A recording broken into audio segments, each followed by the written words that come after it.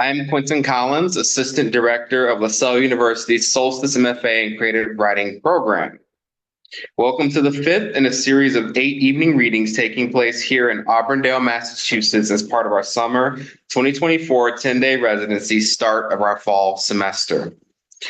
As we open this physical and virtual space, I would like to note that we acknowledge that the territory on which LaSalle University stands is that of the Pawtucket and the Massachusetts people. LaSalle's campus is a place to honor and respect the history and continued efforts of the Native and Indigenous community leaders who make up Eastern Massachusetts and the surrounding region.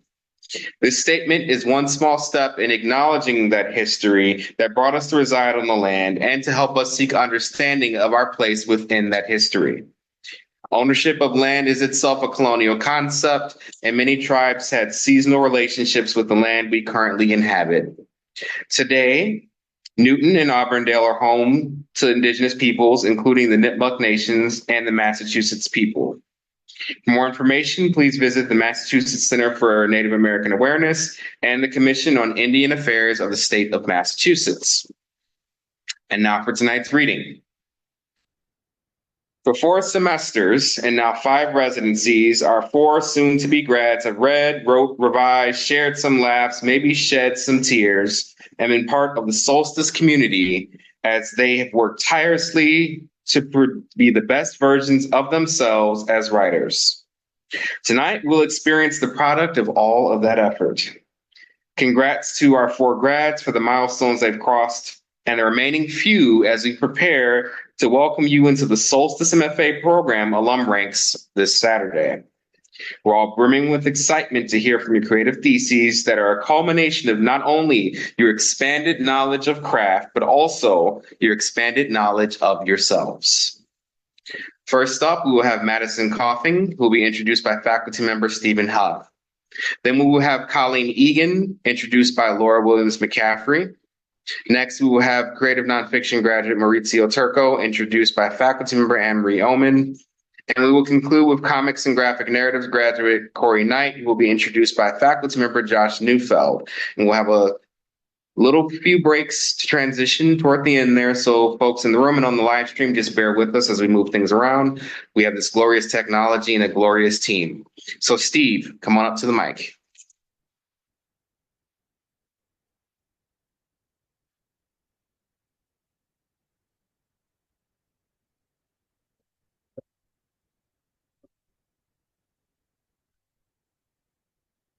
Oh, I was looking at this earlier and I thought it was for our breaths. Glad I didn't squirt it in my mouth. While the general subject of Madison Coffing's novel may have its genesis in Mary Shelley's Frankenstein, it more than goes its own way. It accomplishes themes that are critical to contemporary life and a prospectus of things that may confront us in the near future. A prominent judge is suffering from late-stage cancer in intractable pain and without hope of recovery. To save his life, a surgeon takes the radical step of removing his brain and placing it in the body of a relatively healthy man who had suffered brain death. The recipient body, ironically, happens to be that of a criminal. This is a surgeon far more interested in medical accomplishment than in what he may be inflicting on the patient and his family. A host of problems and tragedies ensue. When the judge realizes what has been done to him while he was in a coma and consent left up to his wife, he goes on a tragic rampage, spreading murder and chaos. So among the themes and multiple threads are these: scientific advancement in utter disregard for medical ethics, the loneliness and anxiety plaguing a family health proxy, in this case, the judge's wife, and her feelings of guilt when things go terribly wrong, the inadequacy of religious counseling when confronting a brave new world of Promethean science. The judge's experiences also symbolizes contemporary crises of self-identity and moral ambiguity in the life of almost anyone in society in the face of a world changing more quickly than we can adjust. We feel deeply the struggle and despair of his wife, Charlotte, trying to do what is best for her husband while also trying to preserve her own sanity and sense of self. Is this story in the genre of horror? Certainly, but it is not the horror of impossible Godzillas and Rodons, but that of very plausible events. Madison has constructed a story that can shiver the foundations of what we think we know. And I think it is also a warning of what awaits a world disassociated from our collectively established ethics. I also want to mention that Madison did the heavy lifting of deep research, which supports this story's frightening plausibility. Please welcome to the podium, Madison Coffing.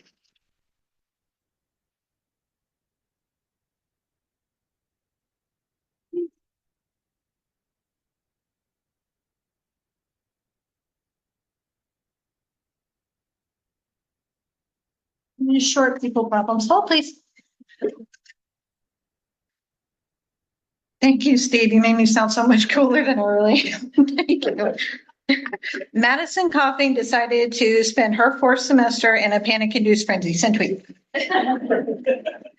So I don't know if I can really summarize my story more eloquently than Steve just had. It started out as a project that I began actually in the beginning of the pandemic, wanting to explore the idea of a really unethical or ethically ambiguous, not really well-known area of science. And I happened to come across the idea of a full brain transplant. And the scene that I'm going to read for you now is the scene in which Charlotte meets the neurosurgeon for the first time, and he actually proposes the surgery. I do want to offer a content warning. If anybody, this does include heavy body medical themed horror. If anybody would like to step out, I will not be offended. Please do that now. So the only light showing through the windows of Mass General Hospital was pale and gray. Dark storm clouds blockaded the afternoon sun outside. Charlotte Mayweather could hear the faint rumbles of thunder in the distance from her husband's bedside. Alton was heavily asleep when the evening nurse, Anita, came in. Anita always came in to check his vitals every evening at 8 p.m. sharp. Following her this time was a tall doctor with a coif of black hair and sharp, piercing eyes. Mrs. Mayweather, this is Dr. Dietrich. He's a neurosurgeon, Anita said. He works with Dr. Brown. A neurosurgeon? Charlotte asked, not intending the indignation in her tone. They had seen a discouraging number of specialists, from oncologists and radiologists to nephrologists and cardiologists. But Dr. Dietrich was the first neurosurgeon they had been referred to. Dr. Brown thought it would be best for me to perform a preliminary evaluation. Dr. Dietrich spoke with a faint German accent. His back was slightly hunched from years of surgical practice, and his height left him looking down on those around him. How long has your husband been on dialysis? He asked. 3 months. Dr. Dietrich first checked the monitor, noting Alton's blood pressure and heart rate. He then studied Alton's chart at the foot of the hospital bed. Anita took his temperature. The cancer metastasized to his lungs and bones, he read from the chart. He pulled the most recent x-rays that showed the painful growths on his hips and femur. Yes, into his heart and liver, she pursed her lips. Rain began to tap rhythmically on the window at the head of the bed. Anita closed the curtains. Dr. Dietrich said, Dr. Brown is concerned it will spread to his brain. When was he diagnosed? In March. It's spreading quickly then. I understand now why Dr. Brown wanted me to see him. He said without looking up from the chart. Anita finished logging Alton's vitals and left the two of them alone. Dr. Dietrich watched her leave out of the corner of his eye. Alton was still sleeping peacefully. How long have you and Mr. Mayweather been married? He asked. Almost 30 years now. She rubbed Alton's hand gently with her thumb. Is he your first husband? Charlotte hesitated, furrowing her brow at the sudden change in tenor in the conversation. Yes, she answered in a feeble voice. 30 years is a long time, he said. Do you have any children? Yes, we have a son. I'm sure this hasn't been easy for him. What does Mr. Mayweather do for a living? The rain steadily began to pick up. The light tapping on the window grew quicker and stronger. He was a Superior Court judge. Actually, he retired today, she answered. She was becoming defensive. She traced Alton's wedding ring mindlessly with her thumb. Dr. Dietrich's expression gave her no indication of his intentions. He nodded and placed a chart back on the foot of the bed. Charlotte had brushed off the invasive questions and attributed it to the doctor's awkward attempt at small talk. But something in his mannerisms, the way he stared so fixedly, unsettled her. His eyes were like that of a shark that smells blood. It sounds as though he was a very prominent figure in your community. Dr. Dietrich moved toward the head of the bed until he was directly across from her. Are you and your husband religious? We're Catholic, but not devoutly, no. He turned his attention to Alton, whose frame had become an emaciated and malnourished shell, weak and frail. His face had sunk in and his eyes had become lined with dark circles that had the unsettling appearance of bruises. Have you talked about what would happen should one of you die? He asked. The question created a painful knot deep in Charlotte's stomach. Not at great length, she admitted. Until Alton had been diagnosed with cancer, they had never felt the need. Mrs. Mayweather, are you familiar with the process of organ transplants? Yes, I have a vague understanding. From what I know, organ transplants can be very risky, she said. The only time an organ transplant had been discussed during Alton's treatment was when the option of a kidney transplant had been brought up by Dr. Brown. But the extensive wait list period and the concern that Alton was not strong enough to survive the surgery had ruled that out as a possibility. That's very true. But our technology today is not what it was, say, 30 years ago. We've made many advancements that allow us to treat injuries and illnesses that were previously incurable. Have you heard of fusogens? He asked. No, she said apprehensively. Flashes of lightning briefly illuminated the dark room, followed by growing sounds of thunder. Fusogens, specifically polyethylene glycol, have been under observation of the medical community for decades. Many neurosurgeons, such as myself, believe it can be used to reattach severed nerve endings. A quadriplegic, for example. The patient suffers an injury to the neck that cuts the spinal cord clean through. One could reattach the severed ends and give him the ability to walk again. A faint smile crossed his lips as he said this. Charlotte shook her head. What does that have to do with my husband? She asked. His figure hung over the bed with the ominous presence of a vulture eyeing rotting carrion. His wild, maniacal eyes set straight into hers. By now, the fierce gusts of wind and rain on the window were in sync with the buzzing of the dialysis machine. I want to perform a brain transplant that could save your husband. Dr. Dietrich stated this with the same inflection one might use when telling someone their loved one had passed away. Careful, calculated, and cautious. What are you talking about? A brain transplant? You want to put my husband's brain in somebody else's body? She spoke with all the confidence she could muster. Her trembling hand clasped Alton's even tighter. Her wide eyes were aware and focused only on Dr. Dietrich. His jaw was clenched. Has that ever been done before? What you're suggesting can't be legal. Since such an idea had to have been born out of selfish ambition without regard for ethics. Dr. Dietrich straightened his back, making himself appear taller. Mrs. Mayweather, this operation can save your husband. It would only be an improvement from the state he's in now. How miserable have these last few months been for him? For you? How many doctors have told you there's nothing they can do? Charlotte shifted in her seat. I can perform an operation that can save him. Cancer has already consumed his body. It's only a matter of time before it takes his brain, too. Surely you want to do everything in your power to help him. His words filled her with a regrettable sense of guilt. He took from a clipboard a blue folder with a thick stack of papers that had been stapled together and handed it to her. This paper describes the procedure I wish to perform on your husband. Take it home and look over it with your son. When you've made a decision, you can call me. I only want what's best for you and your family. I know how hard it must be for you to get along without your husband. Dr. Dietrich left.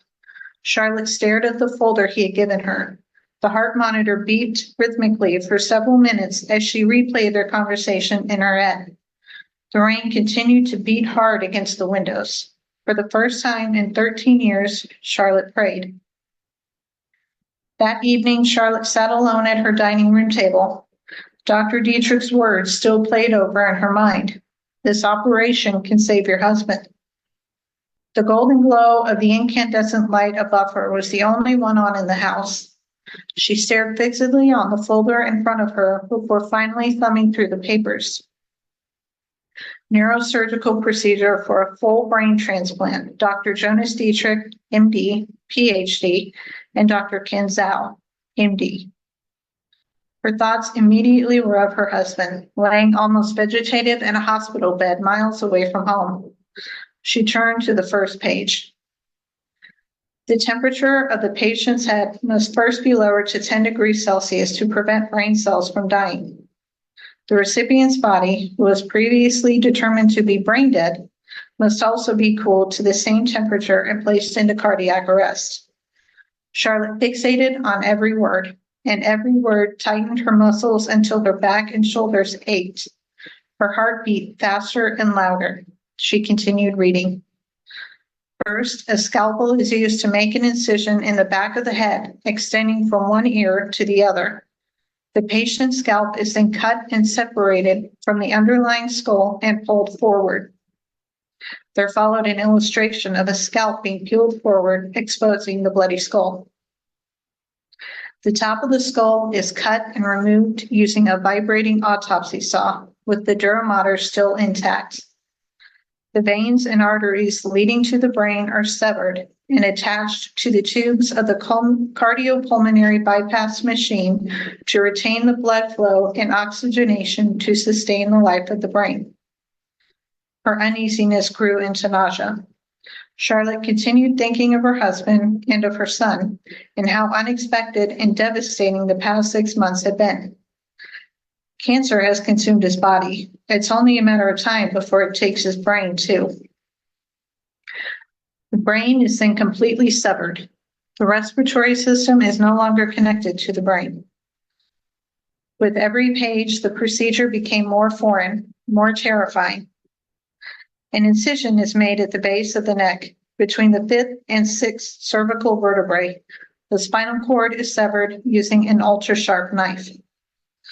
A mind with no body to support its faculties. How miserable had these last few months been for him? How many doctors have told you there's nothing they can do? She continued reading. The donor brain is then transferred to the recipient body. The blood vessels are reattached. These lofty claims are made without considering the ethical and moral ambiguity of the entire procedure, without considering the recipient body or their family. Surely you want to do everything in your power to help him. The spinal cord is reattached using polyethylene glycol. Once severed, the donor brain must be reattached to the host body within 1 hour. The entire procedure should be completed within 3 hours. How could anyone have the state of mind to pursue such a risky procedure, with so little known about it? A procedure written as if it were routine surgery that's never been done before. Charlotte was beside herself, and she felt as she was floating outside of her body, watching herself read the paper. The patient will remain in a medically induced coma for 12 weeks to allow the reconnection of severed nerves. Charlotte put the paperwork on the table and buried her face in her hands. She began to weep. She wept for her husband, for her son, for the person whose body Dr. Dietrich wanted to give her husband, and she wept for herself. With shaking hands, she left the paper on the table in the blue folder. That night, she laid awake, tossing and turning, the four walls of the bedroom closing in around her. Thank you.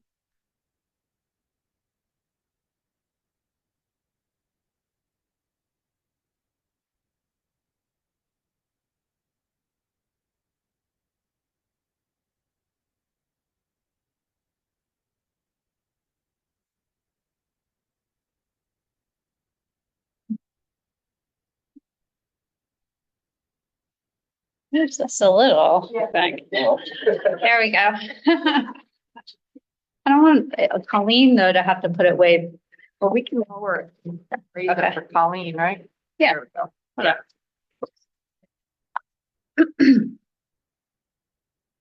go. Before I start this, I should say, Steve and I did not talk before we wrote our introductions. Science fiction is sometimes about science and sometimes about adventure. But regardless, science fiction stories almost always explore what it means to be human. This was so in 1818 when 19-year-old Mary Shelley, daughter of philosopher and feminist Mary Wollstonecraft, wrote Frankenstein, or the modern Prometheus. Though this novel is often discussed as Gothic literature, horror, one can see the preoccupations of contemporary science fiction embedded in it. Can humanity build life? If it can, should it? Who are the true monsters?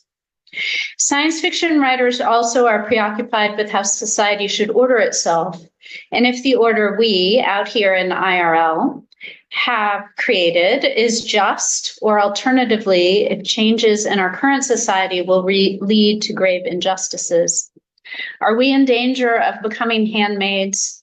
Are we in danger of forcing illegal children to live in the shadows? Are we in danger of becoming desensitized to reality-like circuses in which we watch children hunt each other down and kill each other off? We look to science fiction to reveal what might be hiding in plain sight, our shortcomings, our fears, our hopes. However, none of these revelations would matter quite so much if the characters in science fiction stories weren't people we understand, people we sympathize or empathize with, people who frustrate or frighten us. Colleen knows this well. In Colleen's thesis, The Sunspot Effect, she offers readers Jalen, a teen who has been working her whole life to better her family situation. The world Jalen lives in is stratified. College is out of reach for most. People without access end up in menial jobs with low pay. School is supposed to be a path to success. But Jalen has beat the odds to earn a slot in a competitive science technology academic competition, and if she wins, she could transform her life. Colleen explores what it might take to win in this situation and what it means to be inquisitive and ambitious, but to have few options that will lead to success. Colleen never loses sight of the heart of her story, Jalen and her desire to do vital work. Jalen's yearning to know more about the father who has never been part of her life, and Jalen's hope to help her mother and brother, both of whom she loves and who love her. The Sunspot Effect is not the kind of survival story you find in a science fiction novel like The Martian, but it is a survival story. Many teens out here in the real world find themselves facing walls everywhere around them, and they feel those walls might collapse inward and crush them. What they must do to survive is find hope where there doesn't seem to be much of any. Colleen centers this kind of struggle for survival, seen so consistently and evocatively through the eyes of her teen protagonist. And so doing, Colleen offers a vision of hope to teen readers who so desperately need one in our world of high walls and many monsters. It's my great pleasure to introduce Colleen Egan.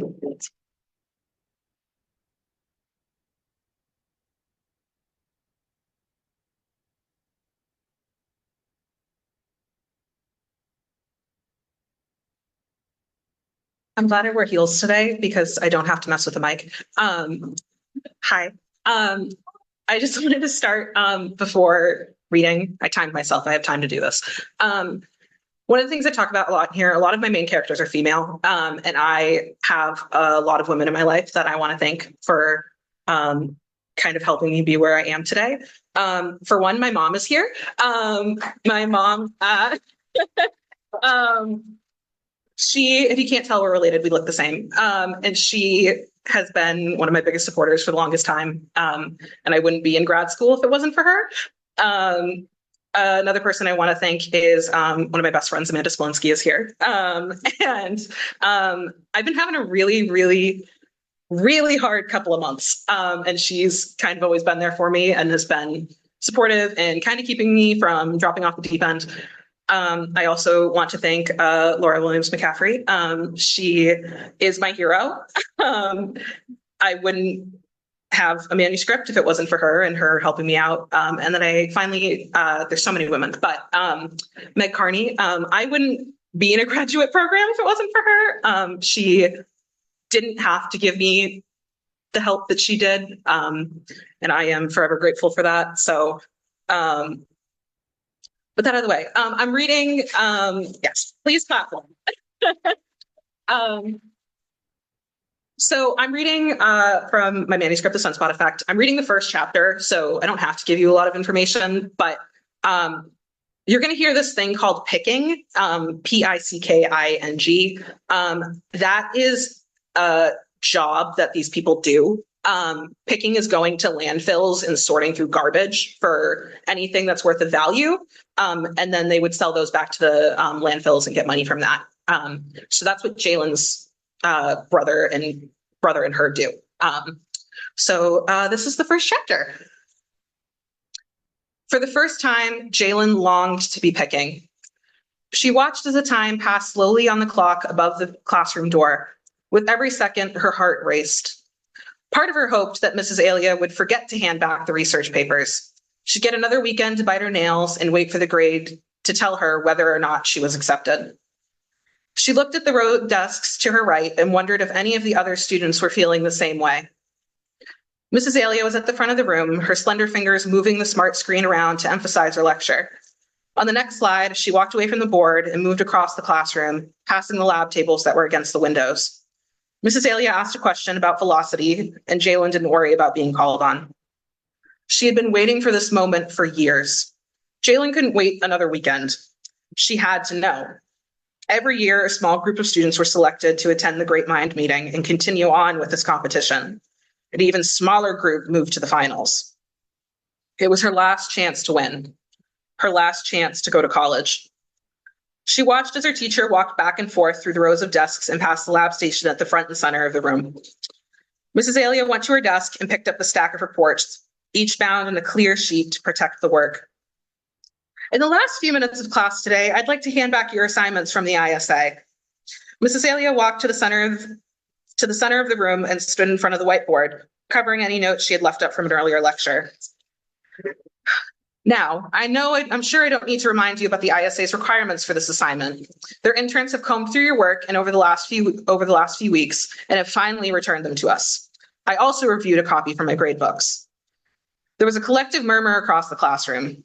Jalen glanced over at her classmates, half of which were leaned over on her desk or resting their head on their hands. She decided they were watching the time tick down to the end of the day and not paying attention. If you received a grade above a 90, you'll be contacted by the administration of the ISA for the next steps of the competition. She looked at the stack of paper in her arms and said, "There are 2 copies here. One is my copy. Please review both and let me know if you have any questions at all." She looked back to the class and asked, "Aiden, will you help me pass these packets out?" Jalen snapped her focus to the tall boy that stood up from the back of the class. He walked over and took the top half. Was her copy in there? If it was organized by last name, Aiden would see what she got. If it was organized by grade, well, she hoped he didn't see hers. Her stomach tightened and she tapped her fingers against her black cotton skirt. She watched Aiden closely. The way he was handing back papers didn't make any sense. Claire Noah, Michael Potts, Thomas Keating. It wasn't alphabetical. Mrs. Alia appeared next to her desk. She handed Jalen the papers upside down and folded nearly in half, hiding the score. Here you are, she said, looking down at the next packet. Jalen took her papers, quietly thanked her teacher, and took a breath. She flipped it over, looking at the bright red grades sitting at the top of the page. Again, please ask me if you have any questions about your grades. I will do my best to help with the ISA questions. Mrs. Alia walked back to the front of the room as the bell rang. See you all on Monday. Jalen heard bags get packed, feet move about the room, and the door swing open. But she didn't move. She couldn't move her eyes from the paper. Everything else blurred around it. For a moment, she thought about crying.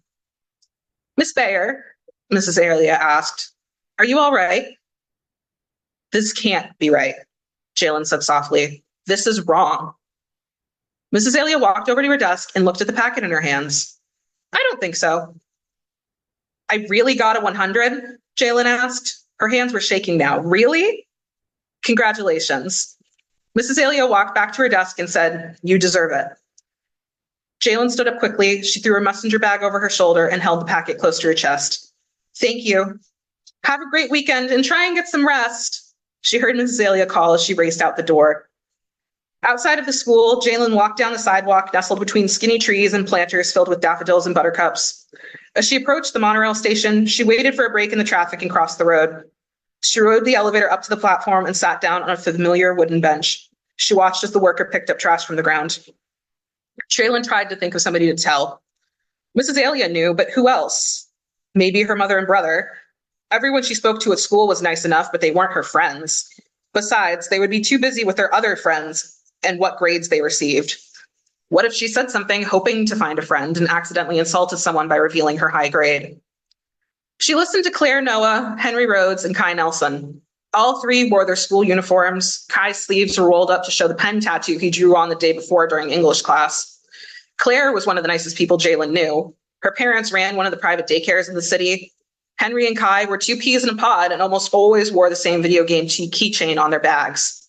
But they spent most of the time telling everyone who would listen why the other one was the worst. Usually it had something to do with Kai talking to Henry's crush, or Henry claiming that Kai was lying about his lisp. No one was really sure what was true. I can't believe they gave me a 50. Claire shoved her packet into her baby pink backpack. Mrs. Alia gave me a 80 and they give me a 50? What's so wrong with my work? Don't feel too bad. Henry tossed a tennis ball up in the air and caught it. I got a 45. Kai, what did you get? Mrs. Alia gave me an 88, Kai replied, standing up off the bench and stretching his arm upwards. ISA, though, 35. Their standards are ridiculous, Claire huffed and leaned back on the wall. At least Mrs. Alia's grades are the one in the grade book. Can you imagine me bringing a 50 home to my parents? I'd be grounded for a week. Jalen looked around the platform and saw Aiden standing with his twin brother, Marcus. She stood up and walked to the trash can to toss a plastic food baggie from her pocket. It was just close enough that she could hear them. I can't believe you got an 80 and still aren't going to be invited. Aiden looked at the packet in his hands. Science isn't my thing anyways. Marcus pulled out a library book from his backpack. I don't need that project. It's just some stupid requirement. Aiden handed the packet back to his brother. Did anyone do better than you? I don't know. From what I've heard, nobody did great. If mom just paid the few extra $1,000, we could go to Braemont. Maybe then we would have scored better. Marcus turned and made eye contact with Jalen. Hey, Bayer, what grade did you get? She opened her mouth to answer him, but the sleek train blew by with a gust of wind. The platform emptied quietly as students jumped into the train cars. Marcus hadn't even waited for Jalen's answer before getting on the train with his brother. Just as fast as the train arrived, it was gone. With a sigh of relief, Jalen walked towards the platform stairs, switching to the opposite side of the tracks. While she wasn't the only one on the platform heading into the city, it was a much smaller and older group of students. Most students lived outside of the city, but these kids were waiting to go to work. Jalen had seen them every day so far this year. She flipped through the papers with her thumb and waited for the inbound train. After another 10 minutes of waiting and watching another outbound train go by her, the train appeared with its familiar dull silver paint. The train creaked to a stop in front of her, placing the doors to the train car perfectly. The doors slid open before her. Jalen took a seat near the door and looked out the clear window across from her. She watched as the city began to pass all around her. The high-rises flew by now as the train came up to speed. Just as quick as the high-rises came, they were replaced with small warehouses in the industrial park. She stopped paying attention then. Jalen began to flip through the pages of her report, looking for any other details about her work that the ISA commented on. The 100% was the biggest compliment she'd ever received since attending Hoffman Academy. She was lucky enough to be able to attend classes. Everyone went to school until age 12. Then it was only available for those who could afford it. The tuition at Hoffman Academy was $65,000 a year. Jalen would have never been able to go to school past the requirement without passing the scholarship test. That had been her first 100. Hoffman Academy paid her tuition in full. Her uniforms, her books, her pencils, her notepads, anything that was required, they provided for her. She wasn't sure if there were any other kids at Hoffman that were on the scholarship. She had studied for hours every night before that exam. She remembered the look on her brother's face when he came home and told her mom that he didn't pass. He wanted to keep going to school, but now he was out picking every day. Anything he needed to do to help the family get by, he did. She was lucky she went to high school. What would come next? Jalen had only dreamed about this moment. Would she get home and there would be a packet waiting? Would she have to wait until after the weekend again? That thought made her stomach churn. She couldn't do any more waiting. Who would she tell first? She thought about Rex briefly. Would she tell him? Would he be proud of her? The train came to a stop after about 20 minutes. She walked down the large stone staircase down to street level. Caution tape was still covering the elevator, and Jalen wondered if it would ever be taken off. It had been like that for almost a year, and no one was ever there to repair it. Trash littered the edges of the platform and down the steps to the street. She walked along the street towards the small, dark brick apartment buildings. They were scattered all over this part of the city. Everyone who picked lived here. Well, most of them did. Some lived outside of the city and walked to the dump grounds. On the weekends, Jalen would take the monorail to the last stop and walk the final 10 minutes to work. The sidewalks were busy at this hour. There were a handful of students, but mostly workers heading towards the train or walking to their factory jobs a few blocks away. Others were coming back from work, moving quickly towards their apartments. Their clothes were covered in a combination of new and old stains, but the smell was fresh. It would have made Jalen's nose burn had she not been used to the sour stench. She hoped her school uniform didn't pick up the smell. Jalen walked to the red-brown brick building and used her key to unlock the front door. She went up the 3 flights of stairs and unlocked her family's apartment door. She could hear the TV from the hallway. Holding the packet tight in her hands, she shuffled into the living room and said, "Mom, I have to show you something." May was on the couch, lying on her side and hugging one of the green couch pillows. Her mouth was wide open and she snored quietly. She was still in her pajamas, and as if she had woken up and placed herself right onto the couch. Jalen watched her mother for a moment before putting the packet under her arm and fixing the blanket that was hanging off her body. She decided that she would tell her tonight. Today wasn't a different day for her family. Jalen walked down the hallway and into the last room. It was the smallest and might have meant to be a large closet. The apartments were expensive enough, and as long as she had a bed to sleep in, she really didn't mind. She reached into her bag and pulled out her notebook and laptop. She began to go through her assignments for that night. Hanging above her bed was a poster from the ISA with Mars Addington promoting the programs. Mars was her hero. She grew up watching his interviews and seeing news footage covering his projects. Nowadays, he was working in the ISA's marketing and promotions department, and he was involved in the competition every year. Before that, he worked under his father as a lab assistant. He was able to work through anything they put before him. Oftentimes, he talked about this in his documentary appearances. Jalen leaned back on the wall and looked at the packet sitting next to her on the bed. Maybe, she thought, he reviewed her packet. Mrs. Alia had said the interns had looked at their work, but what if he just happened to look at hers? She searched his social media for any new posts or suggestions, part of her after-school routine.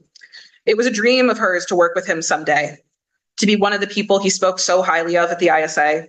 The only thing Jalen wanted more than to work with Mars was to go to college, and she was one step closer already. Jalen opened up her notebook and began to rewrite her notes from class. She hoped that one day Mars would say that Jalen was one of the brightest people he had a chance to work with. This competition was the first step towards that. One way or another, she knew she'd do whatever it takes to get to the ISA. Thank you.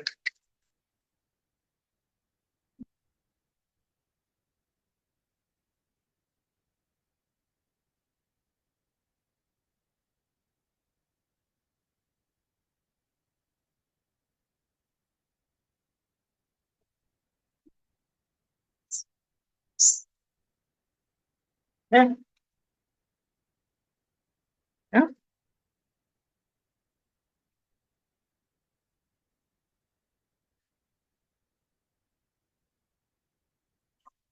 Congratulations to all four of you. It's my pleasure to introduce Maurizio Turco. And I'm going to talk about the person as well as the manuscript.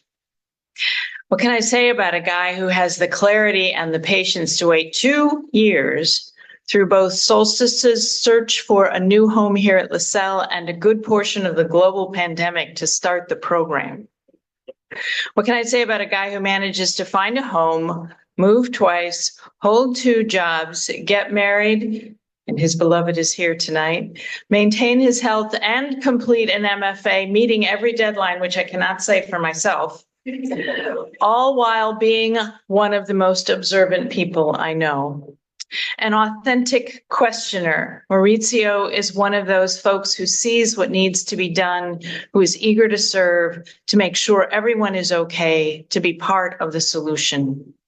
What can I say about a guy who is as fearless about revision as he is about his learning, who willingly, without defensiveness, returns to his pages to get it right, to strengthen verbs, to vary sentences, to serve the reader? He understands that the journey through revision is a way to practice compassion, and he does so willingly. And then there is the bravery of his memoir, Tremors, not the 1990 sci-fi movie, explores the role of mental illness in his life, tells a courageous story about a young and troubled man's journey through the tremors of a young life.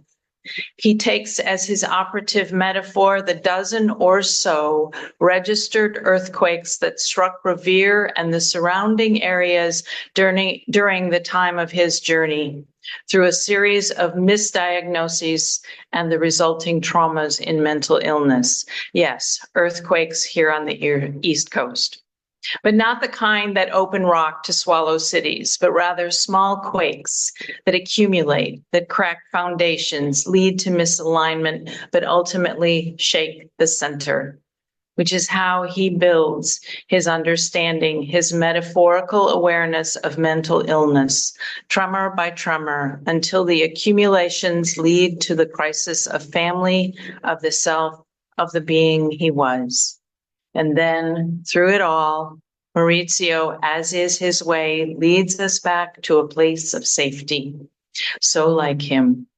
With the discipline and practice, he once again stands us on solid ground, giving us the mortar to repair the cracks and his own story. He has experimented deeply with form. I think you'll hear some of that today. He has pushed himself to discover his own narrative. He has revealed who he is on the page, and he has written his story so that an audience can benefit from his knowledge. To do good. He would call himself impatient, but when impatience is coupled with a generous and compassionate tenacity on the page, one can rebuild from what is lost. That is what Maurizio has done in his manuscript. His intention is always to do good. Thank you, Maurizio, and please welcome him.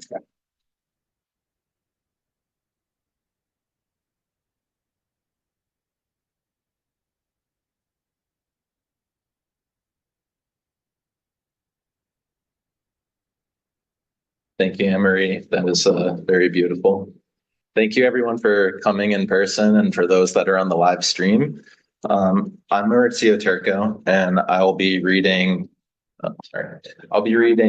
from my manuscript Tremors. I'm going to be reading a numerical essay followed by an excerpt from a second essay For clarification, the first essay takes place months after my last indoor track race at MIT.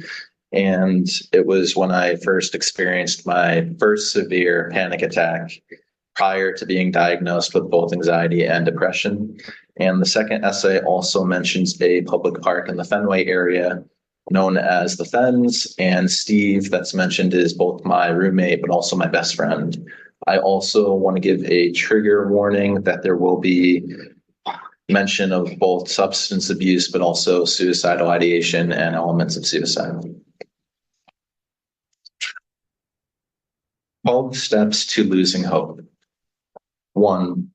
Attempt to cure the headaches. After blacking out at MIT, the headaches worsen. The grip of each headache tightens around your scalp. The right side always hurts more than the left. Pounding, the loss of joy, sleep deprivation is constant, zero appetite. You beg for answers. You beg for the pain to stop. The only way you manage to get the headaches to a tolerable level is to take over-the-counter painkillers. Tylenol, ibuprofen, Excedrin, whichever is available you buy, whichever market claims that they reduce headaches you take. 2. Increase your intake of NyQuil. Weekdays consist of going to class and going back to your dorm, back to the place where you feel the most alone with your thoughts, the most alone with your body. The headaches keep you awake at night. You grow irritable, agitated, depressed. On top of the painkillers, you drink a dose of NyQuil each night. Green poison burns your insides. Alcohol within this medicine swirls inside of your empty stomach. You vomit, then take some more. You shouldn't take NyQuil on an empty stomach. You shouldn't take NyQuil unless you are sick. Do you feel sick? 3. Sweat and cry. On your bed each night, you toss back and forth. Tears followed by shakes. A pool of sweat drenches your sheets. Why do you feel this way? How can you make it stop? Will it ever get better? These questions and thoughts haunt your mind. You fight as hard as you can, but the thoughts will not stop. Your mind will not ease. You ask yourself why you were shaking and sweating so much. Were these ailments signs of withdrawal? 4. Distract yourself by going to class. You walk to class and feel your head already spinning. Your stomach burns and turns. Knowing you don't have control, you try to shake it off. You have to think of something else to divert your mind, but your thoughts are endless. You tell yourself, things aren't so bad. Everything's going to be fine. But as you enter the classroom, your hand covers your mouth as you hiccup, forcing yourself to hold back anything from coming up. 5. Sit by the window. You sit in an empty seat, one in the very back of the room, one by the window, figuring the sunlight rays will provide enough dopamine to make you feel better. You take out your assignment from the night prior and your face contorts as you realize you forgot to do the work. A blank page, a blank face. You pray to God that you will not be called on today. You turn your attention to the board and read the agenda. Chapter 8, Anxiety Disorders. You hunch in your seat, hoping that no one notices, for today is the day you learn about yourself. 6, pay attention to instruction. You jot down notes as your professor speaks. He tells the class many students, especially those that are college level, suffer from mood disorders. You learn that anxiety and depression disorders are the most common and they are treatable illnesses. You look out the window and think to yourself, is this what's wrong with me? Do I have a mood disorder? Before you can ponder further, your stomach turns again as you turn your attention back to the class. 7, breathe in, breathe out. General anxiety disorder, or GAD, is one of the most common mental illnesses, your instructor says. People who suffer from GAD struggle from excessive episodes of worry and anxiety. For instance, they have difficulty coping with their worry, and worrying about their worries causing them a great amount of stress. Your palms are drenched in sweat. Your breathing grows heavy. You close your eyes and try to slow down your breath. Inhale. Exhale. Inhale, exhale. You open your eyes, fighting to keep focus. 8, ask for advice. Your professor tells the class that people who are diagnosed with GAD usually have these anxiety episodes last on and off for at least 6 months. You look down at your notes and feel uneasy. You wish that the first 6 months would have been the end. Why do I still feel anxious? Am I abnormal? You raise your hand and ask what happens if these episodes last years. Your professor scrunches his face and advises that most people in those cases are medicated. He turns back to the class to ask if anyone has any further questions. 9, regurgitate their advice.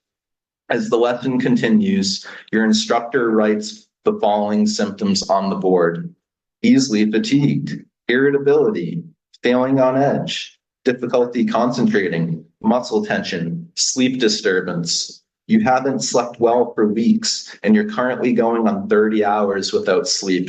Your stomach turns its final time as you snatch up your belongings and rush out of class. You barge into the nearest men's room, run into the stall, and vomit.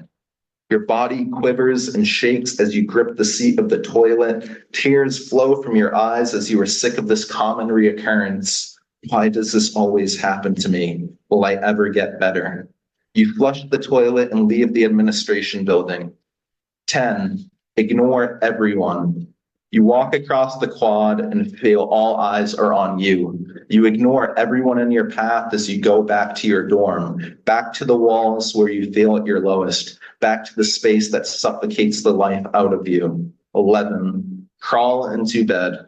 As you enter your room, you climb into bed. Darkness swarms over you as you pull the covers over your head. You helplessly shake. 12, lose hope. The compulsions last for an hour and you want to disappear. You want these failings to end. You want your thoughts to stop. But then you recall what your professor said in class. He said this illness is common. He said this illness is treatable. But what if it's not treatable for you? What if you are different? What if you're too far gone? And the second piece I'm going to read, it's an excerpt from my essay called These Walls. Over the weeks, it escalated. I had skipped class and slept for most of the day. Empty NyQuil bottles covered the shelf of my dorm room, and a plastic bag had been tied to my bedpost in the event I had to vomit. When I had the strength, I pushed myself up and got dressed. It was 2:00 in the afternoon. I walked to the World War II monument located at the Fens, fighting my exhaustion, tired from thinking. I lay down on a park bench when I got there. Questions circled inside of my mind. Why do I feel this way? What if I could just disappear? Would anyone even miss me? Hours later, I remained with my back latched onto the cement bench. I ached from the hard surface. My body was here, but I was unsure where my mind was. I didn't know how to feel. Walls barricaded my mind from any rational decision-making. Emotions were blocked from my existence. I was numb and felt empty. I didn't know what it was called then, but I would find out later in life that I was experiencing suicidal ideation, the thoughts of wanting to end my own life. I remained in bed for the majority of the weekend. The cold January winds were a good excuse to stay inside. Too often, I felt trapped within the walls of my dorm room, but more often than not, that is where I chose to remain. I wanted to be there by myself, alone. Steve spent most of his time running or in the library.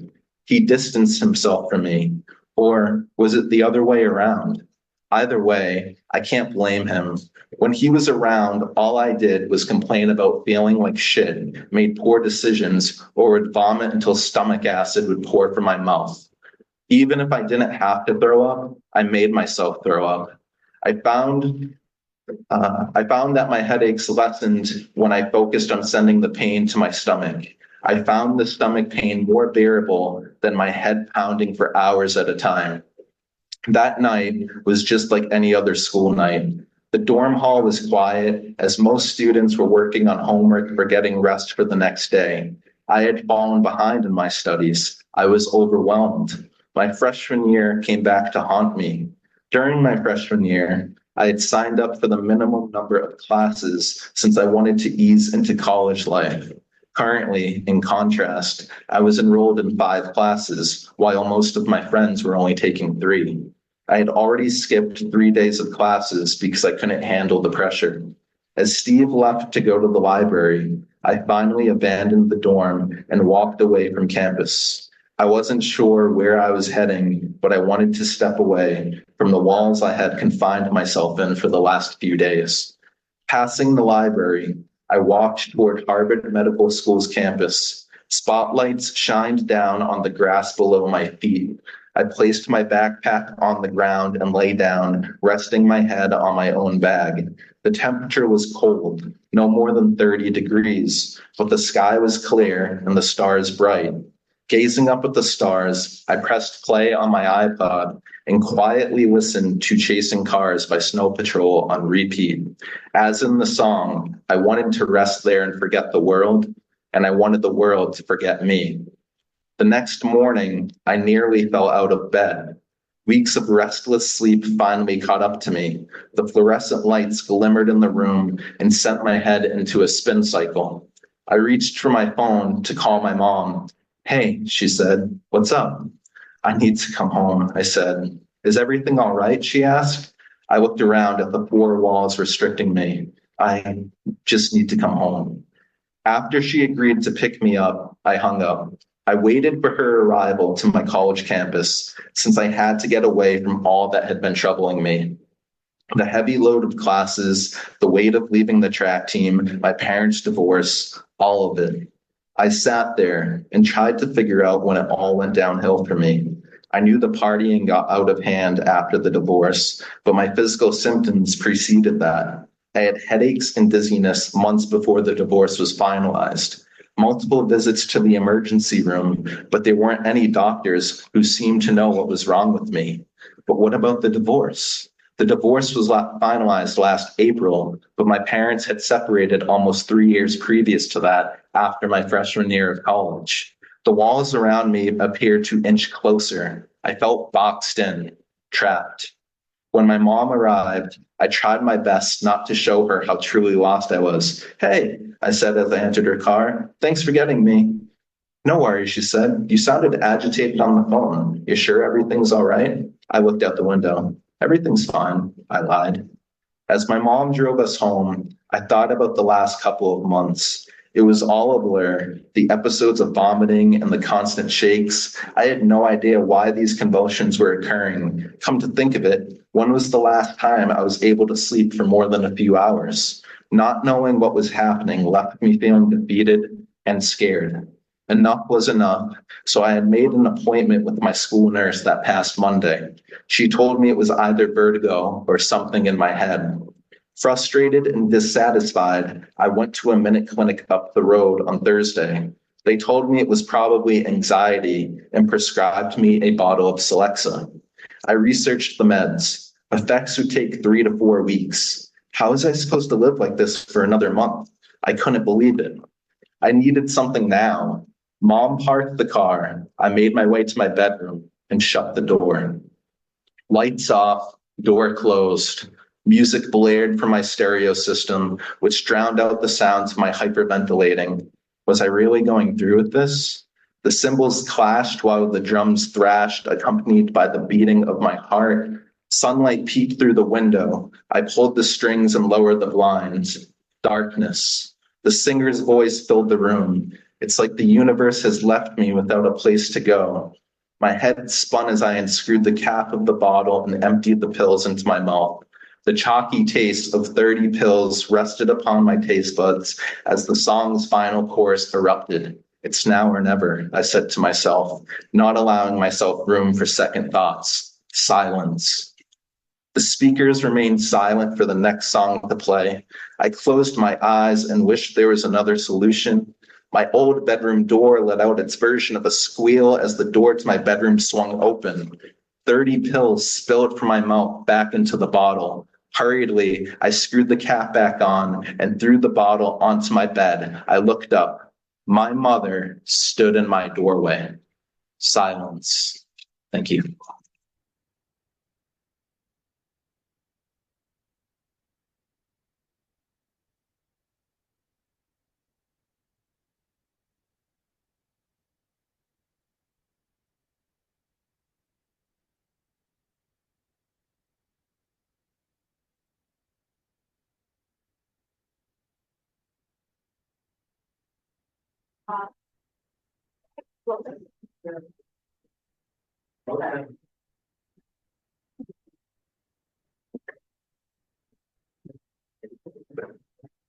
Hey, y'all.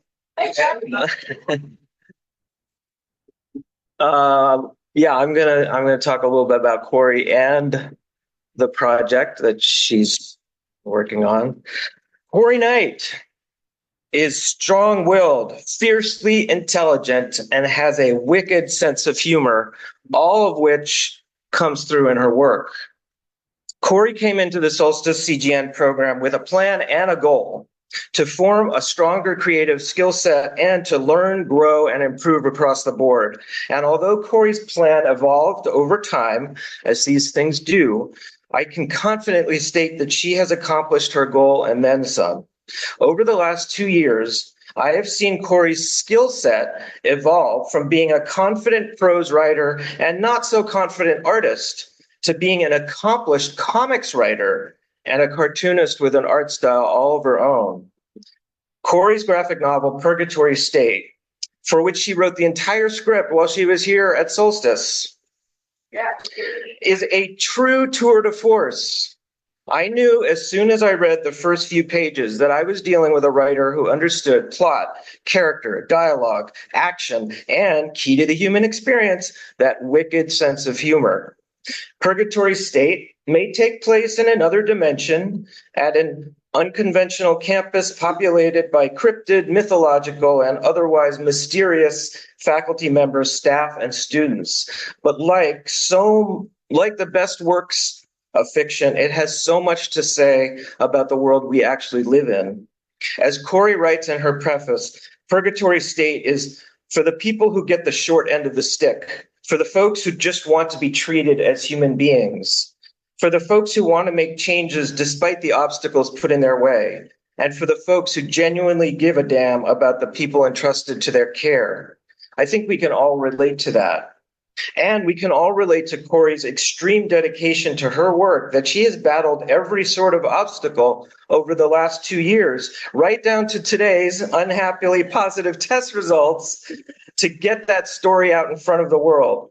As of this moment, Purg State is complete in script form, but thanks to Cori's dedication and discipline, an ever-growing number of pages are emerging in what we call lettered layout form, panels and pages with preliminary drawings showing how Cori plans to translate that full script into 100% comics form. Over the last 2 years of reading the growing script and visualizing the art in my head, I've been thrilled to see the characters Mina and Maisie and various situations come to life via Cori's own drawings. And I think you will too. Without further delay, I present to you Cori Knight.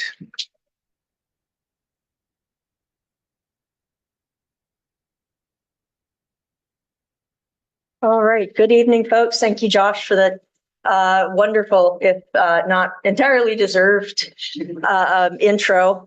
I think you could have left off sense of humor part and just stuck with wicked, but we're good with that. So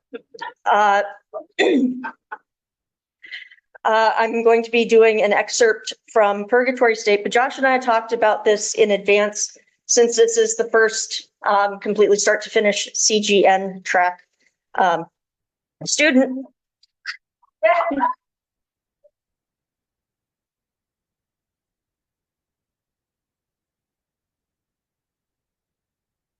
We talked about doing me doing just a brief kind of overview of process. So when working with CGN, it's both working with the script and working with the art. So the script, at least for me, it's not just what's being spoken, but also kind of what's happening and the descriptions for what will happen in the panels, followed by thumbnails, which is a quick and dirty staging of word balloons and what's happening in each panel, getting a kind of an idea of what it's supposed to look like. And that typically goes back and forth a couple times, again, at least for me. And then it's followed by lettered layouts. It's still on the rough side, but it adds more detail, more expression, and adds in the lettering as well. And then I'm not quite there on everything yet, but that inks and color will follow. And you can insert this at any point in the process. That might be this morning, right? Oh, that's been me for the last week. It's been me for the last 2 years. So you can see thumbnails, you put a lot on a page. It's, again, very, very rough. Gives me an idea of what's happening and how everything is going to fit together. Moving from there, really rough lettered layouts here, followed by lettered layouts with a little bit more detail. And this is what I'm going to be presenting tonight. I've got 2 sections, one a little longer, one a little shorter, that I'm going to be reading in conjunction with some of my colleagues who were really enthusiastic about playing these parts. So before I launch in, before this section of the script, this is in contrast, I think what my peers did. Sorry, my glasses are getting foggy. In contrast to what my peers did, tending towards the start of their scripts, this is towards the end. Before this, Maisie and Mina have been trying to fight their way through a conspiracy being hatched to essentially shut down Purgatory State and its sister campuses. And at one point, they must make a choice between protecting themselves or protecting the campus and its mission. And when they essentially choose the campus, their initial efforts fail. So now they must set things right. From this section forward, they have to return to a devastated campus to figure out what can be done. If you can't save the buildings, maybe you can save kind of the heart, the soul, the mission. In the first group of pages, they confront a fellow faculty member and a double agent. And in the second group of pages, they enter the administration building where the fight for the campus begins. So, reading for Nina will be Madison Coffing. So, big round of applause.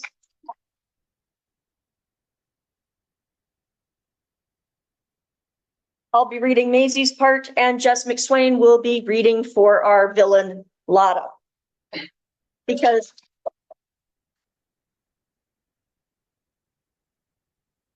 not to cast aspersions on Jess's character, but she read this the other day in workshop, and I can't think of a better person for the job.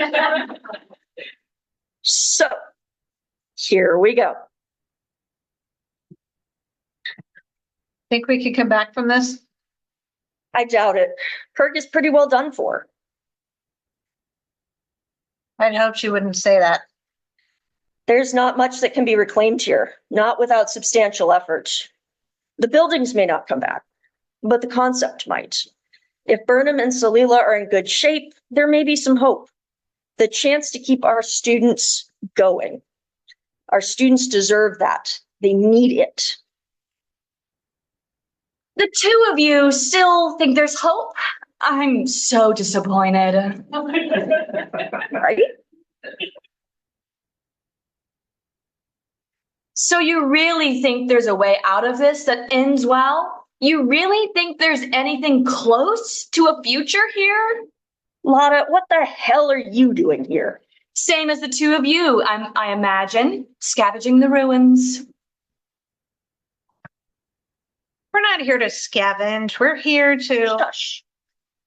Oh, not scavenging? Must be something more altruistic, maybe. Shove it, Lotta. What we're here to do is our own business, not yours. So go back to whatever you were up to and leave us be. We have no beef with you. If you had any brains, you would. And what the fuck do you mean by that? I mean, how do you think all of that moved so smoothly? The union struggles, the rally planning, you as a speaker, it was almost laughable how easy it was.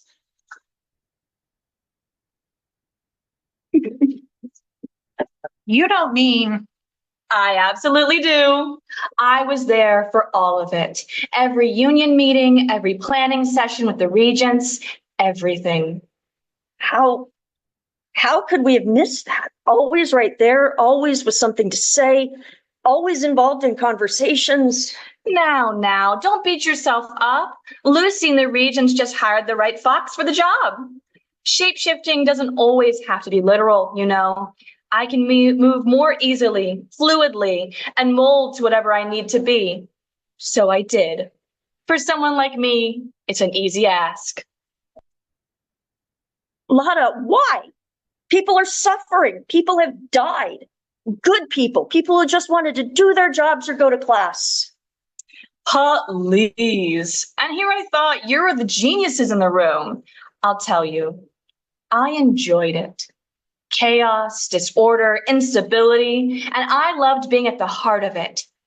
Purg was done for no matter what, so I might as well help expedite the process.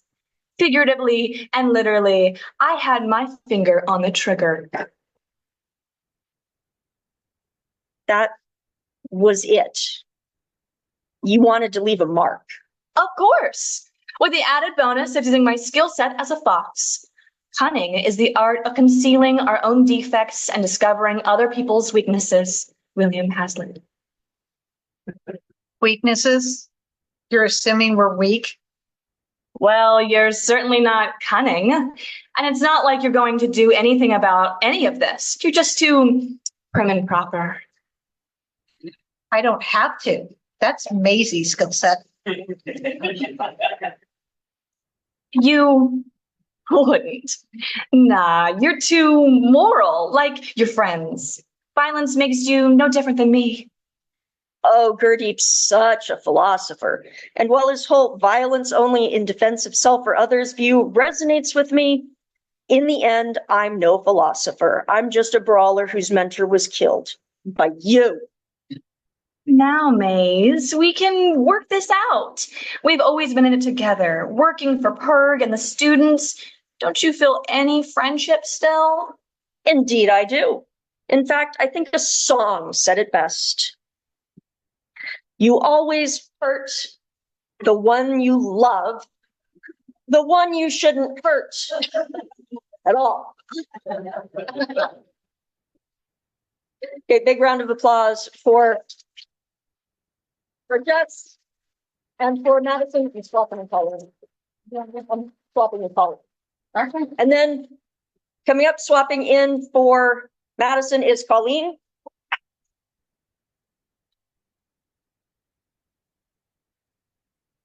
Bet you had no idea that CGN was this much of an exercise.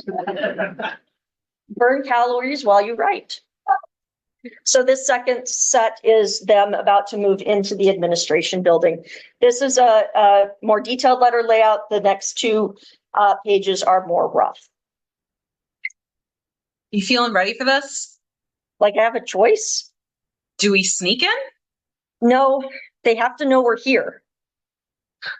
Plus, if Lotta was able to get up, who knows where she'll go or who she'll talk to. All right, you sons of bitches, I'm done. I'm done with your conspiracies and your plots and your using people. We are coming in there and I'm not coming out until this campus is ours again. Remind me to teach you the word subtle when all this is over.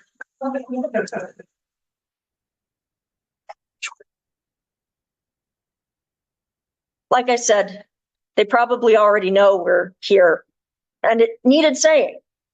I hope you're right. I'd hate to lose any sort of advantage.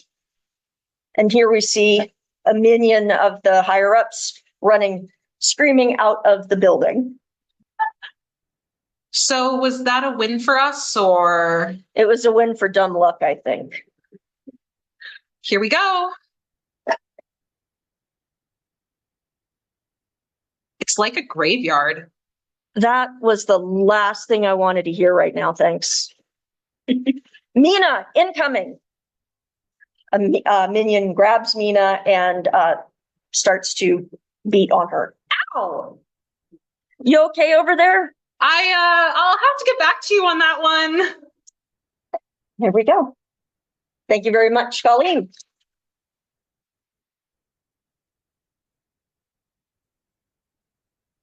So as you can see, it is one big long process. 2 years worth of work working on both script and art. Josh said some very nice things about the story and being developed and 2 years writing here, but I will tell you what I've told other people here at the residencies for a while. This started as a joke about werewolves and periods, and I'm still not entirely sure how I ended up here today. So thank you very much.